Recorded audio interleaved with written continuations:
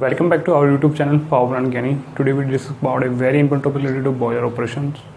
दोस्तों जो आज इस वीडियो में हम डिस्कस करेंगे वो रिलेटेड टू बॉयलर ऑपरेशन नहीं रहेगा, लेकिन जो आज हम टॉपिक डिस्कस करेंगे वो मैंने पिछले वीडियो में पहले ही मैं आपको अनाउंस कर चुका हूँ कि जो हमारा टॉपिक था reason of backfiring in boiler slash heaters, कि भाई किन कारणों से बॉयलर और हीटर में बैकफायरिंग होती है, उसके जो पॉसिबल केसेस थे ऑलरेडी मैं जो कैटेगरी थी जो कि थी फर्स्ट ऑफ ऑल इंस्टॉलेशन थी, आफ्टर दैट ऑपरेशन थी। जो पहले इसकी दो कैटेगरी है ऑलरेडी मैं डिस्कस कर चुका हूँ पार्ट 1 में। यदि आप लोगों ने पार्ट 1 नहीं देखा है तो मैं यहाँ पे भी उसका लिंक प्रोवाइड कर दूँगा, तो आप उससे वहाँ पे जाके देख सकते हैं। तो दोस्तों जो फर्स्ट 2 कैटेगरी थी ऑलरेडी मैं डिस्कस कर चुका हूँ अपने पहले वीडियो में, और जो कि थी इंस्टॉलेशन एंड ऑपरेशंस। अभी फर्दर इस वीडियो में मैं जो रिमेनिंग 3 कैटेगरीज है रिगार्डिंग वो है फ्यूल है, डिज़ाइन है, और थर्ड वन है E&I इलेक्ट्रिकल एंड इंस्ट्रूमेंट्स। तो दोस्तों जो रिमेनिंग 3 कैटेगरी है आज हम इस वीडियो के बारे में जानेंगे। यदि आप भी इंटरेस्टेड हो कि किन कारणों से आपका बॉयलर है या हीटर है वो बैक फायरिंग करता है, उसके पीछे क्या क्या पॉसिबल रीजंस हो सकते हैं, तो यदि आप जानना चाहते हो तो दोस्तों इस वीडियो को लास्ट तक देखिएगा। मैं रिकमेंड करता हूँ कि आप इस वीडियो से कुछ ना कुछ बहुत अच्छा सीख के जाएंगे। तो दोस्तों देर न करते हुए स्टार्ट करते हैं इस वीडियो को। तो दोस्तों जो इसकी जो थर्ड कैटेगरी है वो है फ्यूल।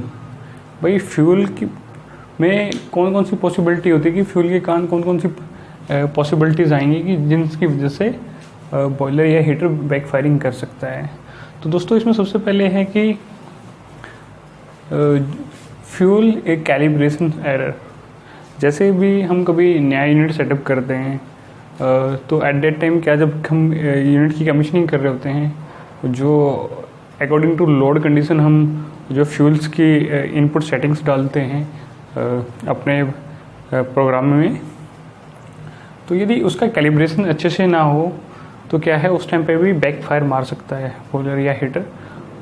इसके मैं आपको एक वजह से यहाँ पे एग्जांपल देता हूँ एक छोटा सा, कि यदि हमारा जो फ्यूल का कैलिब्रेशन अच्छे से नहीं हुआ है तो एट दैट कंडीशन में होगा क्या, यदि हमने लोड के अकॉर्डिंग जो हमने फ्यूल इनपुट कराना फर्नेस के अंदर, यदि वो मैचअप नहीं हुआ, सपोज दैट कि यदि कम लोड पर ज़्यादा इनपुट फ्यूल हो जाता है inside the furnace, at that क्या है जो टर्बुलेंस डिस्टर्ब होगा इनसाइड द फर्नेस, तो इन दैट कंडीशन क्या है हमारा बॉयलर फर्नेस बैक मारेगा। तो दोस्तों ड्यूरिंग कमीशनिंग ये एक्टिविटी भी काफ़ी इम्पोर्टेंस रखती है, क्योंकि इसकी वजह से ही पूरा जो अपना कंबशन प्रोसेस बुरी तरीके से डिस्टर्ब हो सकता है। तो क्या है यदि अच्छे से फ्यूल का कैलिब्रेशन नहीं करेंगे बॉयलर या फिर हीटर में, तो क्या है हमारा बॉयलर या हीटर बैक फायरिंग कर सकता है। दोस्तों नेक्स्ट है high S percentage in fuel. Mostly आपने देखा होगा, क्योंकि जब हायर 5% या फिर एस परसेंटेज, नॉर्मली यदि आपका जो फ्यूल है वो जो मैक्सिमम यदि गुड फ्यूल है तो उसमें जो एस परसेंटेज 8 to 10% या फिर 12% की अप्रोक्सीमेटली होती है। यदि मैं इंडोनेशियन के कॉल के बारे में बात करूं तो दोस्तों क्या है, यदि उससे ज़्यादा हायर परसेंटेज एस परसेंटेज है, काफ़ी सी ग्रेड का फ्यूल कोई ऑनर मंगाता है, तो क्या है उस कंडीशन में क्या है हमारा बॉयलर बैक फायर मांगे। जैसे कि वो हायर जो एस परसेंटेज जब फ्यूल में हायर होती है तो क्या है जो सपोज दैट मैं यहाँ पे एक एग्जांपल देता हूँ। यदि आपने मुट्ठी भर में आपने एक अच्छा कोल लिया है तो क्या है वो आपकी मुट्ठी से फिसलेगा नहीं, और क्या है यदि आपने जिसमें हायर परसेंटेज एस है तो क्या आप उसको ऐसे उठाओगे तो क्या है वो आपके आसपास से निकलना स्टार्ट हो जाएगा। तो यही प्रोसेस होता है जब वो स्क्रू फिटर के थ्रू एंटर होता है फर्नेस में, तो क्या है वो जिस रेशो में इंजेक्ट होना होता है फ्यूल वो इस रेशो में इंजेक्ट नहीं हो पाता, तो क्या है वो ग्रेटर अमाउंट में इंजेक्ट हो जाता है। तो एट दैट टाइम क्या है इस डलने से जब वो इनपुट होगा तो क्या है वो एयर के टर्बुलेंस को डिस्टर्ब करेगा, जिससे कि हमारा बॉयलर या हीटर बैक फायरिंग कर सकता है। तो डियर नेक्स्ट वन है हायर फाइन इन फ्यूल। कि जो हायर फाइन परसेंटेज, यानी स्पोदेट की जो छोटा गोल होता है हम उसको फाइन परसेंटेज बोलते हैं, तो वो सेम जो अपना एस है और जो फाइन परसेंटेज है दोनों सेम प्रिंसिपल पे वर्क करते हैं कि ये जो फर्नेस के अंदर इनपुट फ्यूल होता है उसको डिस्टर्ब कर देते हैं, जिससे कि हमारा कंबंशन प्रोसेस भी डिस्टर्ब हो जाता है, जिससे कि हमारा बैकफायरिंग होने के रीजंस काफ़ी बढ़ जाते हैं। तो ये है दोस्तों कि रॉन्ग सिलेक्शन ऑफ फ्यूल, कि भाई कभी स्पोदेट की हमारी यूनिट इंडोनेशियन कोल के लिए बना हुआ है, तो इंडोनेशियन की कोल के हिसाब से ही हमने क्या फ्यूल कैलिब्रेशन किया हुआ है। यदि हम उसको स्पोदेट की हम उसको पेटकोक पे चलाने की कोशिश करेंगे या फिर अदर किसी फाइन या फिर राइसेस के पे हम उसको चलाने की कोशिश करेंगे, तो क्या है एट द टाइम जो हमारा कैलिब्रेशंस इंडोनेशियन कॉल पे हुआ है तो वो क्या है वो चेंज हो जाएगा और उसकी क्या है फीडिंग भी ऑटोमेटिकली चेंज हो जाएगी। तो ये कि हम यदि रॉन्ग सिलेक्शन ऑफ फ्यूल करेंगे तो क्या जैसे कि मैंने पेटकोक का एग्जांपल लिया यहाँ पे, तो एज़ कम्पेयर टू दो इंडोनेशियन कॉल के पेटकोक का साइज़ काफ़ी कम होता है, तो क्या है वो भी लार्जर अमाउंट में फर्नेस में इंजेक्ट होगा, तो लार्जर अमाउंट में फ्यूल में फर्नेस में इंजेक्ट होगा, तो that is causes the air disturb the air turbulence inside the furnace. तो दोस्तों उसमें भी क्या है हमारा बॉयलर बैक फायरिंग करेगा। और यही है कि जो रॉन्ग सिलेक्शन ऑफ फ्यूल हम करेंगे तो क्या है उसके लिए जो एयर फ्यूल रेशो है वो भी हमें जो पहले से हमने प्री सेट कर रखा है वो भी उसके लिए चेंजेज हो जाएगा। तो सो दैट कहीं ना कहीं यदि रॉन्ग सिलेक्शन ऑफ फ्यूल होगा तो वो भी एक कॉज होगा बॉयलर बैक फायरिंग का। तो दोस्तों नेक्स्ट है लो इग्निशन टेम्परेचर, कि भाई लो इग्निशन टेम्परेचर मतलब कि जो फ्यूल है उसके जलने का जो तापमान है, जैसे कि हमारा कोल है सो दैट कि उसके इग्निशन टेम्परेचर सो दैट कि 400 to 450 डिग्री सेल्सियस है तभी वो बर्निंग स्टार्ट करता है। तो क्या है इससे सो दैट कि इससे कुछ फ्यूल जो कि लो इग्निशन टेम्परेचर लिए होते हैं, जैसे राइस हक्स है, मस्टर्ड हक्स है, या फिर कह सकते हैं अपना ब्रैकेट्स वगैरह है जिनकी इग्निशन टेम्परेचर काफ़ी लो होता है, यदि उसमें भी उस फ्यूल में भी रिगार्डिंग हम चेंजेस करेंगे तो वो भी क्या है बैकफायरिंग का रीज़न बन सकता है। तो नेक्स्ट है fuel size not as per recommended, कि भाई जो हम फ्यूल यूज़ कर रहे हैं एज पर रिकमेंडेड क्या है वो साइज भी हमें नहीं मिल रहा, तो कहीं ना कहीं वो भी एक बैकफायरिंग का रीज़न बन सकता है।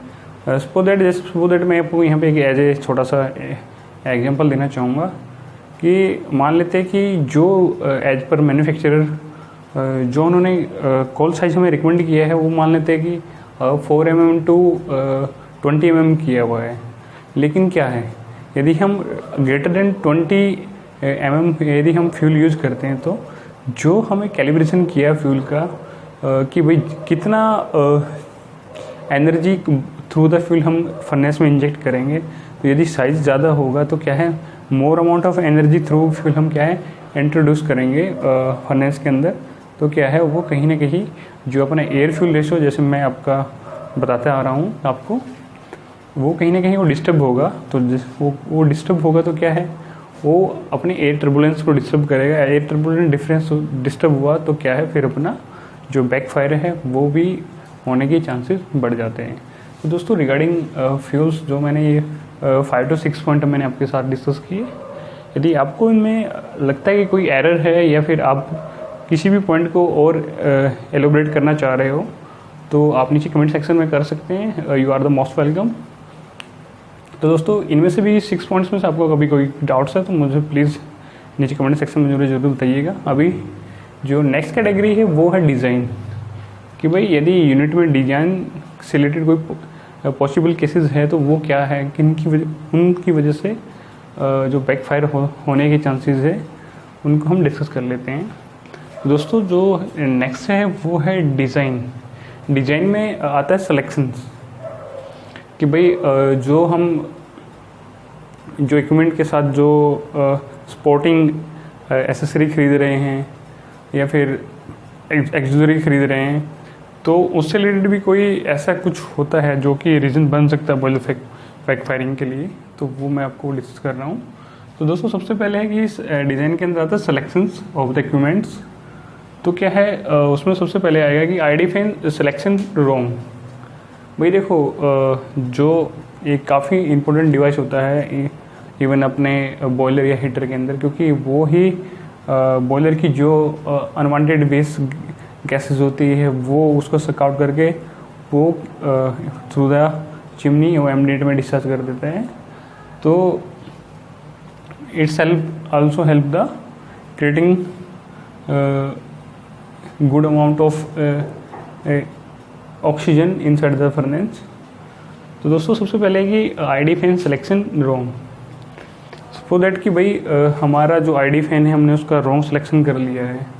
उसका रॉन्ग सिलेक्शन मीन्स दैट कि जो एज पर डिज़ाइनर जो सपोज दैट उन्होंने 45 किलोवाट का जो आईडी फैन चाहिए था, तो क्या उसके बिहाफ पे हमने क्या है वहाँ पे 35 किलोवाट का आईडी फैन लगा दिया।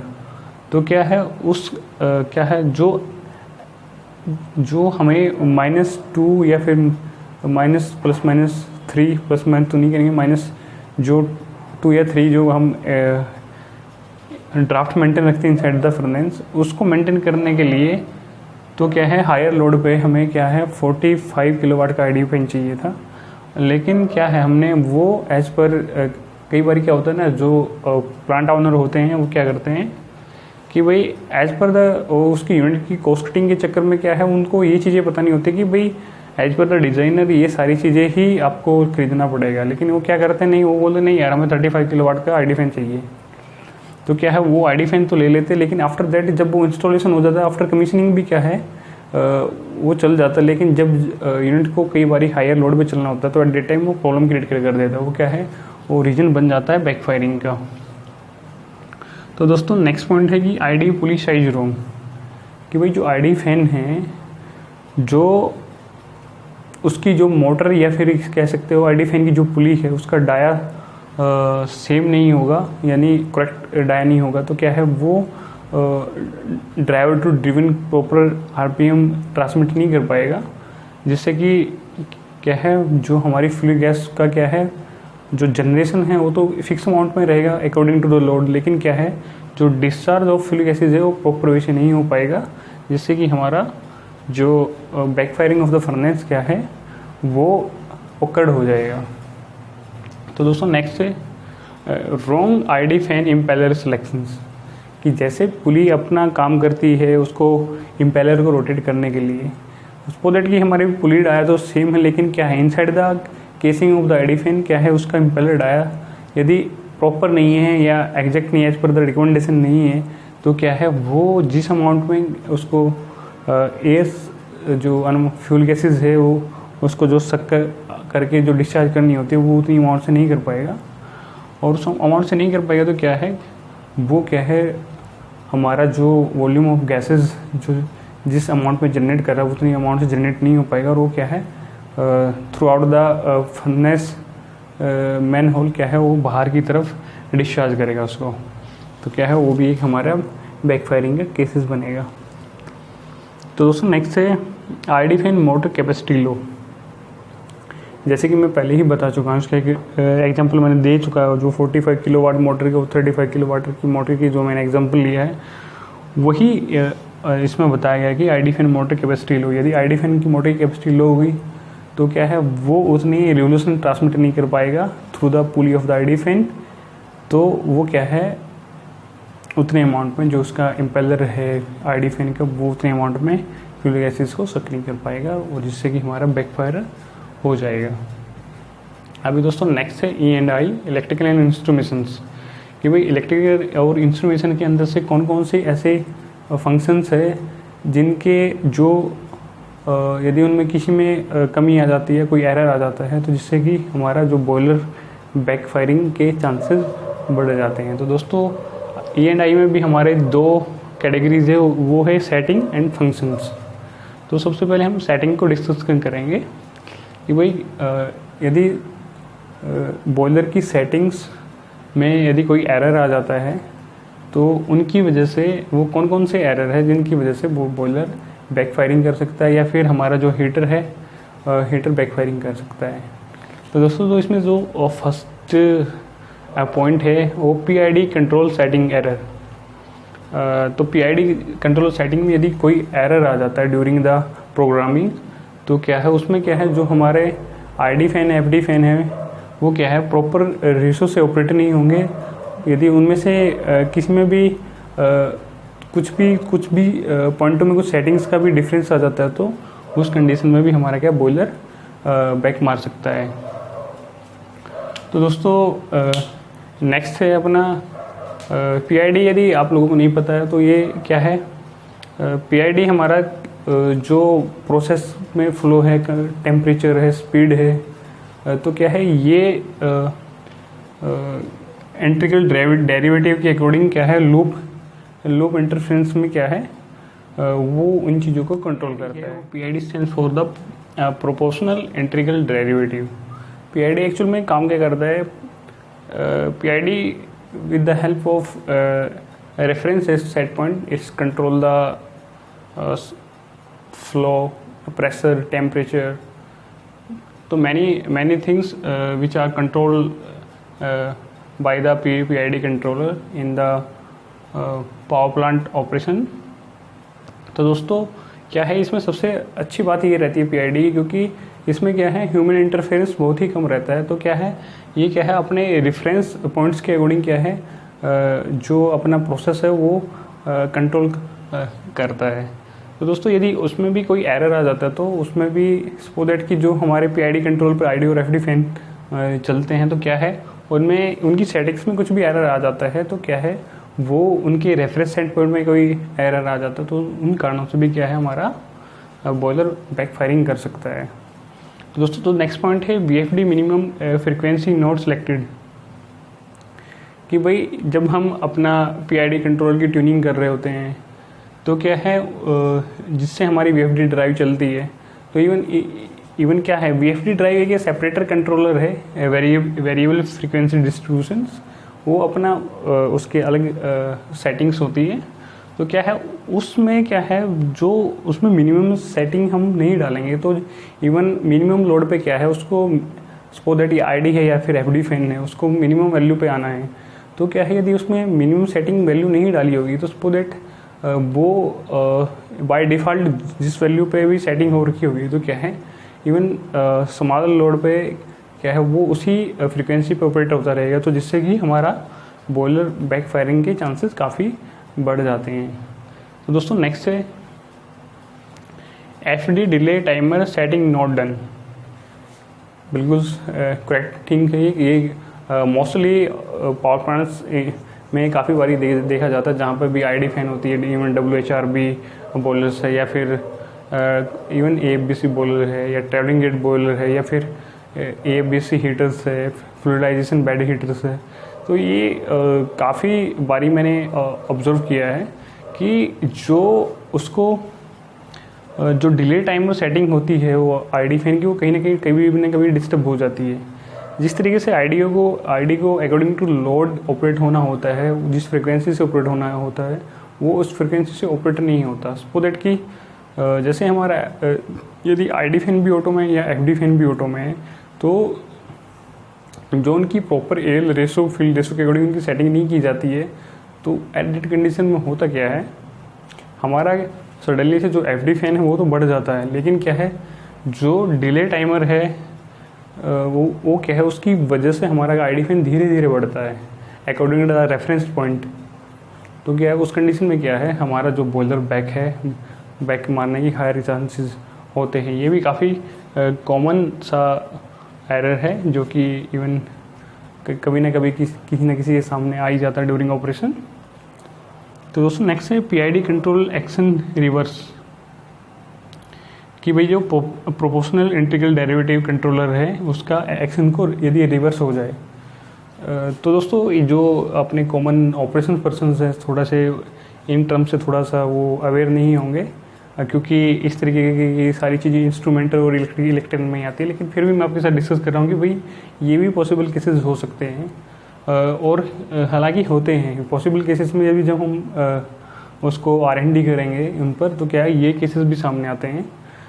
तो अभी क्या है कि भाई PID कंट्रोल का जो एक्शन है वो रिवर्स हो जाए, कि भाई जो हमने जो सेटिंग्स दी ID फैन की, यदि उनकी सेटिंग रिवर्स हो जाए तो उस कंडीशन में भी क्या है हमारा जो ID फैन है वो इस दैट जो अपना क्या है बॉयलर है वो भी बैकफायरिंग कर सकता है। अभी नेक्स्ट है ID फैन VFD, कि भाई यदि इससे पहले मैं बता ही चुका हूँ कि यदि ID फैन पे भी VFD है तो ID फैन भी VFD मोड में चल रहा है तो आपका भी उस कंडीशन में भी क्या है बॉयलर बैक मार सकता है, क्योंकि उसमें क्या होगा जी जो डिले टाइमर है ID फैन का है वो उसके अकॉर्डिंग उसको सेट नहीं किया गया हो, या उसको अकॉर्डिंग टू लोड कंडीशन उसको उसकी ट्यूनिंग नहीं की गई हो, तो क्या है वो यदि VFD ड्राइव में उससे अच्छे से प्रॉपर वे से ट्यूनिंग नहीं की गई हो तो उस कंडीशन में हमारा क्या है बॉयलर बैक मार सकता है। नेक्स्ट है FD fan damper ramp up time higher. FD fan so that कि जो अपना FD फैन है रैपेम, मतलब जो भी आपने देखा होगा कि न्यूमेटिक एक्चुएटर होता है उसका क्या है डैम्पर को धीरे धीरे ओपन करता है, जो पावर सिलेंडर वहाँ पे लगा होता है which provided with the help of air. तो क्या है वो क्या है यदि उसका रैंप अप टाइम मतलब कि उसके ऑपरेटर होने का टाइम यदि हायर होगा तो क्या उस कंडीशन में क्या डलने से जो जितना एयर हमें एज ए मिनिमम लोड पे चाहिए होता है, तो क्या ड्यू टू द क्या है यदि हमारा जो स्टार और डेल्टा मोड में यदि FD फैन रन कर रहा है तो यदि डैम्पर कंट्रोलिंग ही सिस्टम है, तो यदि उसका टाइमर हायर रहेगा तो सडनली से वो डैम्पर को ओपन कर देगा, और ओपन करते ही जो हमारा हायर एयर रेशो क्या है वो इंसर्ट होगा inside the furnace of boiler. तो क्या उस कंडीशन में क्या हमारा बॉयलर बैकफायरिंग कर सकता है। तो दोस्तों ये तो कुछ पॉइंट्स थे जो कि सेटिंग से रिलेटेड थे। अब है फंक्शंस, कि भाई जो E&I के जो पॉइंट्स है उसमें जो फंक्शन कैटेगरी है उसके रिगार्डिंग कौन कौन से पॉइंट आते हैं जो कि रिस्पॉन्सिबल होते हैं बॉयलर बैकफायरिंग के। जो सबसे पहले है वो है DT इम्पल्स ट्यूब चॉक। यहाँ पे है कि draft tube, DT stands for the draft tube impulse tube choking, कि भाई जो हमारा आपने कभी देखा होगा जो हमारा जो फर्नेस ड्राफ्ट शो करता है जो कि आपके मॉनिटर पे भी शो करता है, तो इवन एट दैट कंडीशन में क्या होगा यदि हमारा जो ड्राफ्ट ट्यूब हमने वहाँ पे लगा रखी होती है वो सडनली से किसी वजह से चोक हो जाती है, इवन उसमें डस्ट पार्टिकल आ जाते हैं या फिर due to the another reasons क्या है वो चोक हो गई, तो क्या है उसमें प्रॉपर ड्राफ्ट नहीं दिखा पाएगा। यदि प्रॉपर ड्राफ्ट नहीं दिखेगा वहाँ पे तो क्या है हमारा जो ID और FD फैन है उसके ही रिस्पॉन्स को लेकर वो ऑपरेट होंगे, या तो वो कम ऑपरेट होंगे या फिर ज़्यादा ऑपरेट होंगे, या फिर ID फैन ज़्यादा ऑपरेट होगा या फिर FD फैन ज़्यादा ऑपरेट होगा। तो एट दैट कंडीशन क्या होगा जो प्रॉपर ट्यूनिंग नहीं हो पाता जिसकी वजह से कभी कभी बॉयलर बैकफायरिंग कर देता है। नेक्स्ट है DT position below the tapping, कि draft tube position below the tapping, कि भाई जहाँ से हमने फर्नेस से टैपिंग ले रखी है वो क्या है जो ड्राफ्ट ट्यूब की जो पोजीशन है मैं आपको बताता हूँ। यहाँ पे एक छोटा सा एग्जांपल लेता हूँ। यहाँ पे सपोज दैट ये फर्नेस है बॉयलर का और क्या है हमने यहाँ पे टैपिंग ले रखी है फर्नेस से, और जो हमारी ड्राफ्ट ट्यूब है जनरली वो क्या है वो हमारी ऊपर की तरफ रहती है। तो यहाँ पे अपना ट्रांसमीटर होता है जो शो करता है यहाँ पे। तो यदि ये टैपिंग क्या है ये यदि नीचे की तरफ से हमने ले रखी है तो क्या है इस कंडीशन में जो हमारा ड्राफ्ट है वो अच्छे से शो नहीं हो पाएगा। तो क्या है इस कंडीशन में भी जो हमारे ID और FD फैन है उसका जो कंपनसेशन वैल्यू है उसमें डिफरेंस आएगा। जो डिफरेंस आएगा तो क्या है कभी ना कभी हमारा ID फैन ये में जो वेरिएशन है वो ज़्यादा आएगा, तो क्या है उस कंडीशन में भी हमारा क्या है बॉयलर बैकफायरिंग करेगा। क्योंकि दोस्तों इसमें जो पॉइंट्स है वो मैं एक ही पॉइंट को एक्सप्लेन करने के लिए कम से कम आपको 10 मिनट दे सकता हूँ, लेकिन मैं उसी तरीके से बता रखा हूँ कि क्योंकि जो बेसिक चीज़ें हैं वो आपको पता है, मैं सिर्फ आपको मेमोराइज़ करा रहा हूँ कि ये पॉइंट्स की वजह से भी बॉयलर बैक मार सकता है। बैकफायरिंग कर सकता है। दोस्तों आपको लगता है कि किसी भी एक पॉइंट को मुझे आपको सिंप्लीफाई करके बताना है तो आप नीचे मुझे कमेंट सेक्शन में ज़रूर बताइएगा। मैं आपको बिल्कुल हर एक पॉइंट सिंप्लीफाई करके बताऊंगा। ये तो जस्ट मैं आपको जनरली आइडिया प्रोवाइड कर रहा हूँ कि भाई इन पॉइंटों की वजह से भी बॉयलर बैकफायरिंग कर सकता है। लेकिन कहीं ना कहीं जो मेजर इश्यूज़ होते हैं, जो आप सभी को पता है, जो कॉमन इश्यूज़ होते हैं, जो रेक्टिफाई भी होते हैं, क्योंकि ये जो एरर है जैसे कि E&I एरर है, डिज़ाइन एरर है, इवन कमीशनिंग है, ये क्या है, ये इवन सपोज दैट कि रेयरली 50 to 20% होती है। लेकिन जो 75 to 80% जो चीज़ें होती हैं वो मोस्टली ऑपरेशन से रिगार्डिंग आती है, फ्यूल के रिगार्डिंग आती है, या फिर मोस्टली तो मेंटेनेंस के रिगार्डिंग आती है। तो क्या है, तो ये जो हमारी E&I से रिलेटेड प्रॉब्लम है मात्र 20% से ही ये चांसेस हो सकते हैं कि जिससे कि बॉयलर बैकफायरिंग करें।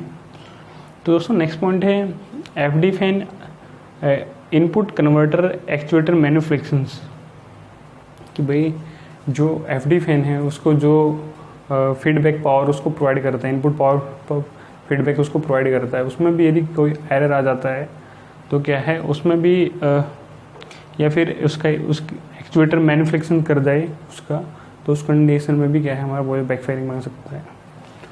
तो दोस्तों ये तो थी जो रिमेनिंग 3 कैटेगरीज थी जिससे कि बॉयलर बैकफायरिंग कर सकता है। तो दोस्तों इन पॉइंटों में से आपको लगता है कि कोई पॉइंट मुझे आपको ज़्यादा सिंप्लीफाई करके बताना तो मुझे नीचे कमेंट सेक्शन में मुझे ज़रूर बताइएगा। दोस्तों यदि इस वीडियो में आप मुझे पहली बार ही देख रहे हो तो मैं आपको उससे बताना चाहूँगा कि मैं इस चैनल पर पावर प्लांट ऑपरेशन और मेंटेनेंस से रिलेटेड काफ़ी अच्छे टेक्निकल वीडियो बनाता रहता हूँ जो कि आपके आने वाले करियर ग्रोथ के लिए काफ़ी हेल्पफुल होते हैं।